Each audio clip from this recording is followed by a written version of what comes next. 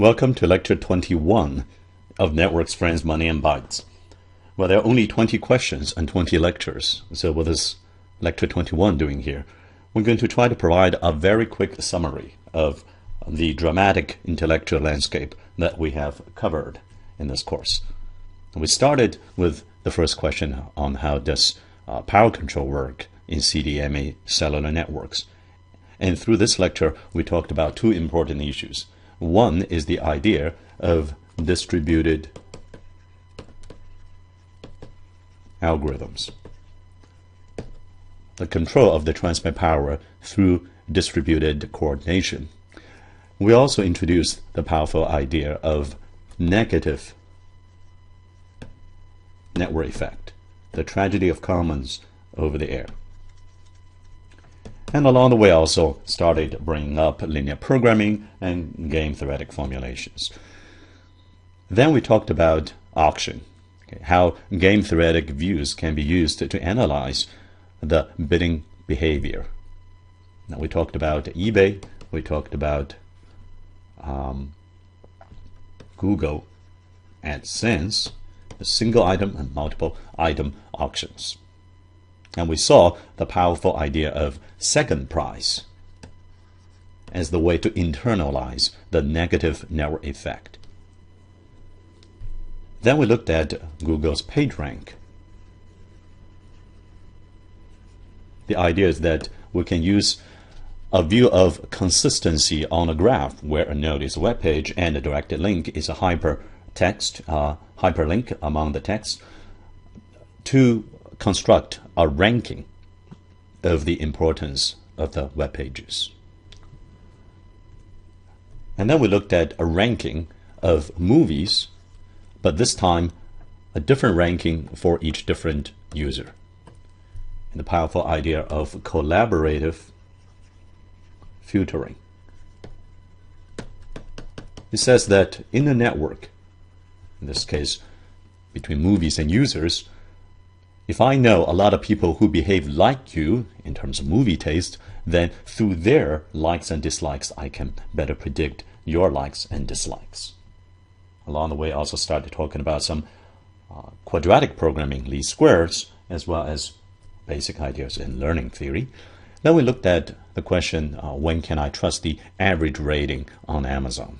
And in fact, Amazon doesn't just rank their products in a similar category based on the average rating only. It actually looks at a variety of the factors, including reputation score, recency of the review, and in the spirit of a Bayesian analysis, the idea that the size of the population reviewing matters. And then we looked at a much tougher problem of consensus formation. We can view PageRank, we can view Netflix recommendation, we can view the rating averaging, all as a consensus formation process. But the most prominent example, for example, in Wikipedia decision making, is cast in the light of, say, voting theory. Okay? And we looked at counterintuitive results in voting theory, which really tells us something wrong with our intuition on what constitutes a consistent view of a population with conflicting views. Then we went into two lectures on influence models. The first was on influence models where you do not know the actual topology. Okay. We looked at a few stories, including the thought experiment of guessing 0 or 1 number and the onset of information cascade. Now, if we can view the power or the wisdom of crowd, as in the Amazon rating average lecture, as a result of independence of opinion, then the dependence of opinion, for example, introduced through information cascade, introduces what you might call the fallacy of crowds. Now, if you know the topology, for example, this famous Medici family in the Renaissance Italian family graph, then we can say a few more things, okay, including different centrality measures, and PageRank can be viewed as an example of that, of the different nodes in the network. We also saw other interesting mathematical understanding of influence model and information propagation in a graph. Then we turned into two famous graph theoretic phenomena. One is small world, the other is scale-free network. And we highlight that these are not just topological properties, but also functional properties. For example, one can view small world as the topological property that there exists some short path between any pair of nodes in a graph, or we can view that as a statement about the functionality of routing and forwarding that says through distributed action, a set of nodes can collectively discover or compute one of the short path. And the latter is a much more powerful statement and much more mysterious one to explain through reverse engineering. And that is about the functionality, not just topological. And in the next lecture, we saw an example where exclusive focus on topology led to misunderstanding. For example, scale-free network, that the degree of the nodes fall as a power law distribution may not lead to the right actual conclusion about the kind of vulnerability that the internet has. So for example, this is not the typical internet. We do not have highly connected nodes in the middle because that will also bottleneck performance. Instead, we see highly connected node on the edge, and the core networks actually are relatively low degree nodes, medium degree to low degree nodes. And this highlights the importance of functionality model, again, on top of topological models. Then we turn to economic side, including the question why in certain markets in the world you have to pay by how much you consume. And we talked about jobs inequality of capacity, where the demand growth rate exceeds the supply per dollar sign, per dollar of investment growth rate by a lot. And through this lecture, we introduced the powerful model of a utility function, which leads to demand function. And later, we expanded that from a single link to a network utility maximization model. Then we asked the question, can we be smarter in data pricing?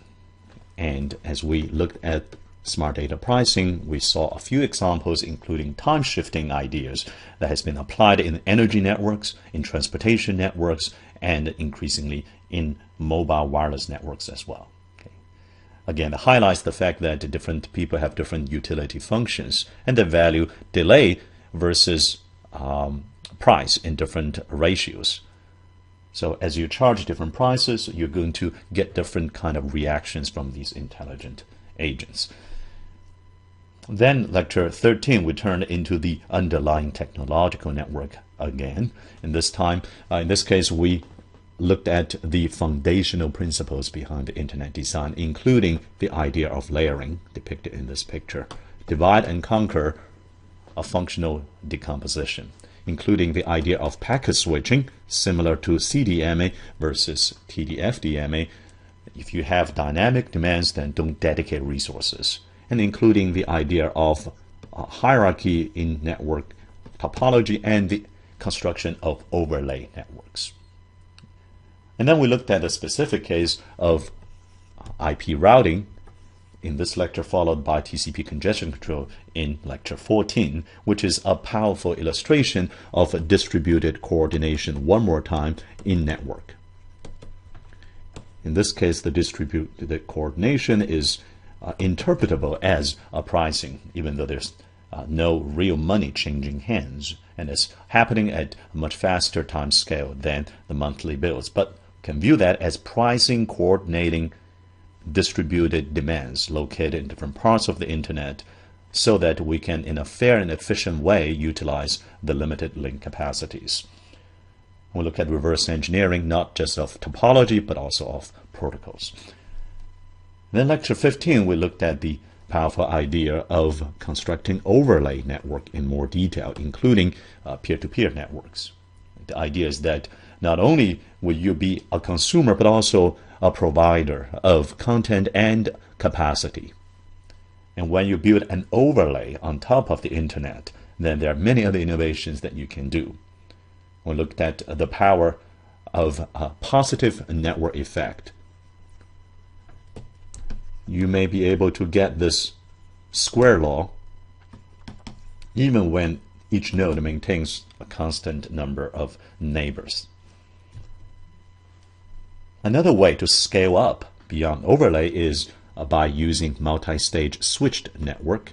For example, that's how it's done in today's gigantic scale data centers that use multi-stage switch network. For example, the classical clock network, and there are many variants beyond that, that says in order to build a large network, I'm going to build it through a collection of smaller components.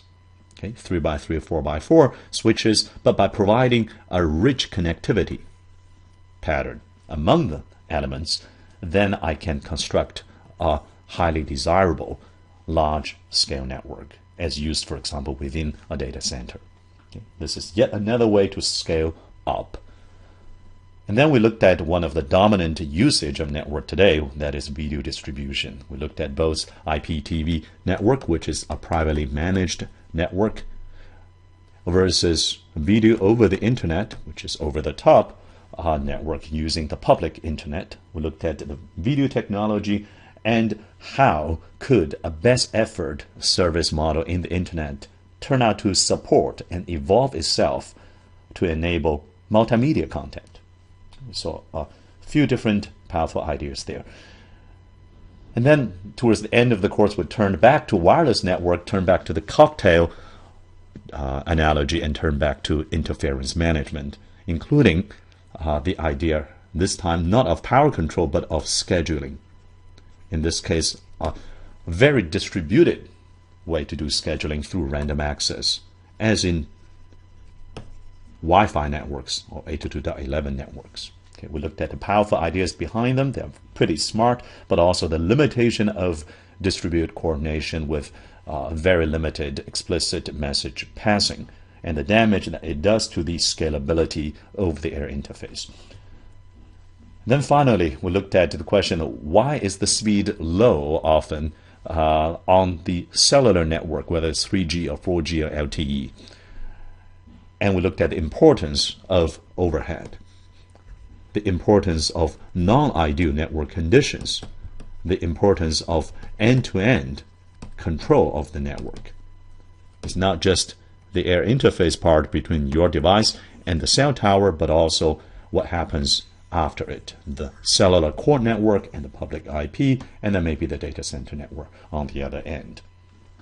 The mystery of 3.7% of the advertised speed that I can actually get. And now you see why that's actually a pretty good number if you factor in all the other questions.